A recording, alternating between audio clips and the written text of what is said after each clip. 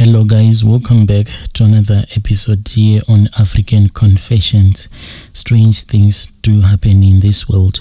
The following story that you're going to be listening to, it comes from a WhatsApp voice note that I received. Then we had to try it as much as we could to give you this translation. The message reads like this. Hello my brother, how are you? Can you please post for me as hidden identity? I am a man who is aged 38 years. Brother Nashi, I want to confess to you that I am a man who knows a lot of prophets who are using false or demonic powers to prophesy, and I am one of those. Brother Nashi, I have my own small church, and this church of mine, I only opened it up after I had gone around trying to look for any kind of a job that I could get. But you know what our situation is like here in our country. So I had to make other plans. Growing up, I was a man who loved the Lord. People used to call me the great evangelist, and because wherever I would be, my Bible will be right there close to me. And when I was on the bus or on the taxi, I would make sure that I would tell people that were on that bus or on the taxi about the word of the Lord. Sometimes I would even go to different hospitals.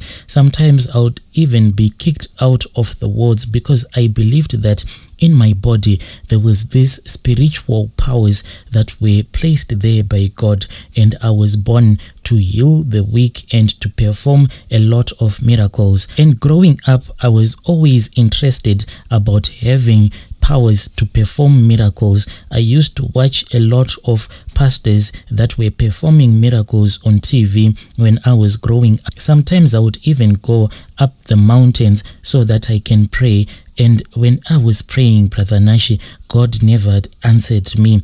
I then chose to retire from being an evangelist because at that time I was much older. I was 20 years old at that time, and my mother kept on telling me that it was high time for me to go around trying to look for a job as other people were doing who were of my age. So I started going around trying to look for any work opportunity, but I could not find anything. That was when I traveled to South Africa. When I traveled to South Africa, unfortunately, I was arrested because I didn't have any proper documentation. Then I was deported from South Africa. When we were on the bus coming from South Africa, before we had been deported into Zim, so it was like I had a voice that was speaking with me. I swear that I heard that there was someone who was talking to me. This person was telling me that just ahead the truck was going to have a tire puncture.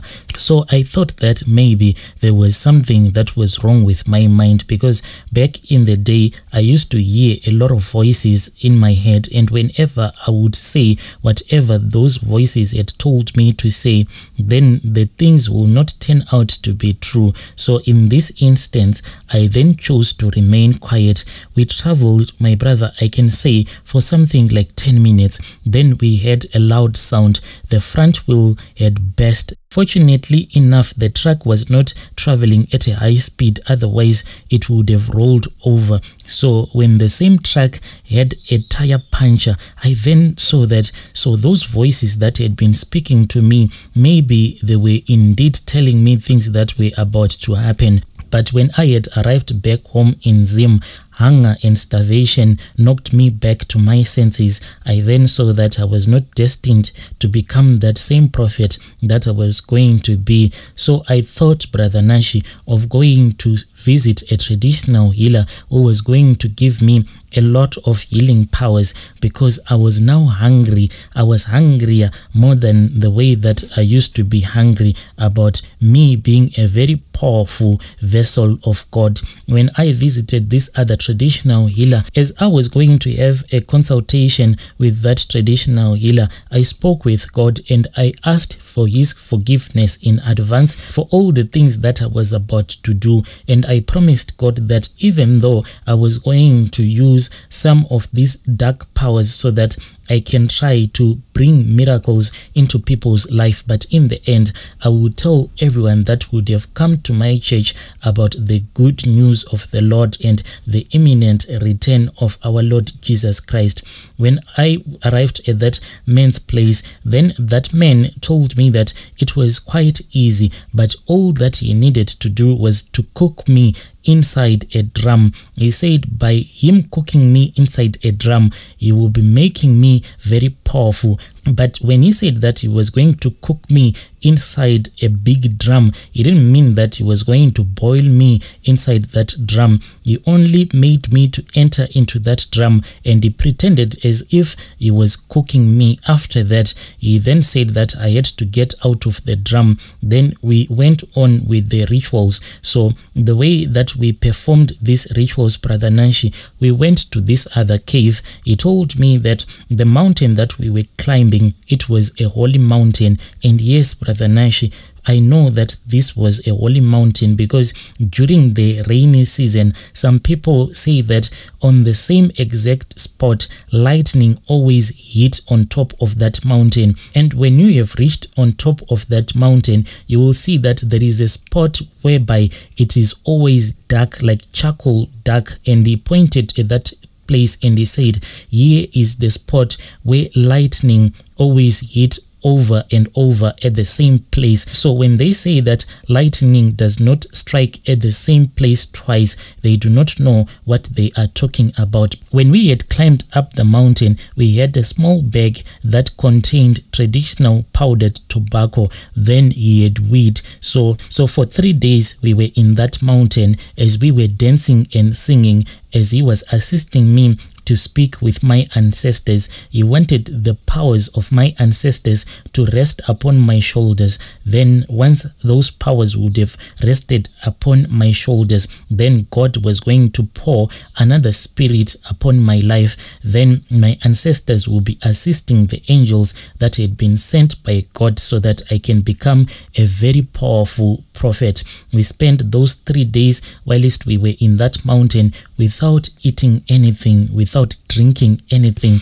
I saw a lot of surprising things in that mountain. Like there was this other grave that is in that mountain. That man who was assisting me told me the history of that grave. He told me that the grave that I was looking at, it was that of a white man. He said that this white man had arrived here in Zim during those days when they were still going around trying to colonize Africa. He said that this thing happened like 300 years ago or so. He said this man had been told by the local people not to climb up the mountain, for it was their holy mountain. But anyways, he then went up the mountain, and when he went up the mountain, he found out that there was a beautiful pool that was on top of the mountain. But now that traditional healer said that that pool has since dried up. But at that time, he said when the pool was still there, was always dark blue. So as that white man was busy looking at that pool, there was something that stretched its hand, and the hand came out of the pool and dragged him to the bottom of the pool. After that hand had dragged him to the bottom of the pool, that was when a rushing wind came out of nowhere. And when that rushing wind came, then it dumped that white man's body out of the water. So when those people that used to stay close to that mountain saw that this is the way that this white man had died, they then decided to bury that man close to that holy mountain, thinking that if other white men were to come, they would then show them that one of their own had died in that kind of a way. So that man showed me the grave, and he showed me a lot of strange stuff that if you see them, Brother Nashi, even if you do not believe that out there is a spiritual world, you will believe. On the third day, just as like that man had promised me, there came a python from top of the mountain. Then that python started licking me all over when everyone was fast asleep. I was the only one who was awake. He had told me that when my day has arrived, everyone was going to fall asleep and my ancestor was going to climb down the mountain and he was going to give me my own gift. That was how I became a prophet. When I became a prophet, I had the choice whether to become a Pentecostal pastor or to be a white garment prophet.